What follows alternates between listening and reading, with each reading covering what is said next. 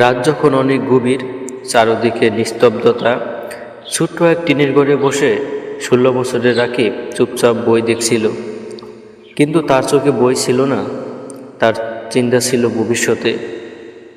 রাকিবের বাবা কয়েক বছর আগে মারা গেছেন। মা মানুষের বাসায় কাজ করে সংসার চালাতেন। অনেক দিন এমন গেছে যখন তাদের ঘরে একবেলা খাবারও ছিল না। তবু মা সবসময় বলতেন, তুই শুধু পড়াশোনা কর বাবা, একদিন সব ঠিক হয়ে যাবে।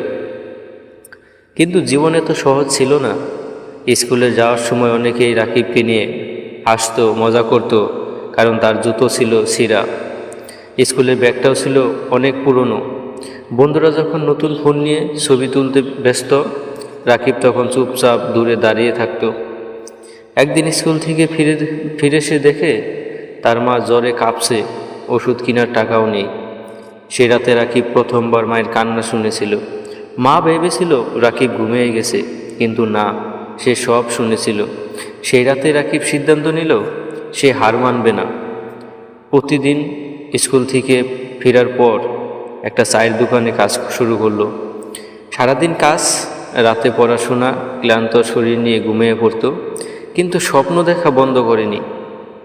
অনেক কষ্টের পর একদিন রেজাল্ট বের হলো, পুরো জেলায় প্রথম হয়েছে রাকিব।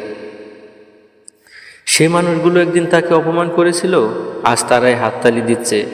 রাকিব মঞ্চে উঠে শুধু একটা কথাই বলছিল, গরিব হওয়া লজ্জার বিষয় না, লজ্জার বিষয় হলো স্বপ্ন না দেখা।